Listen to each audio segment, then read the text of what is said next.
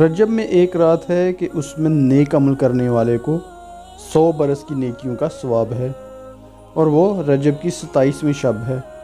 جو اس میں 12 رکعت اس طرح پڑھے کہ ہر رکعت میں سورہ فاتحہ اور ساتھ میں کوئی ایک سورت، اور ہر 2 رکعت پر التحیات پڑھے اور 12 پوری ہونے پر سلام پھیرے،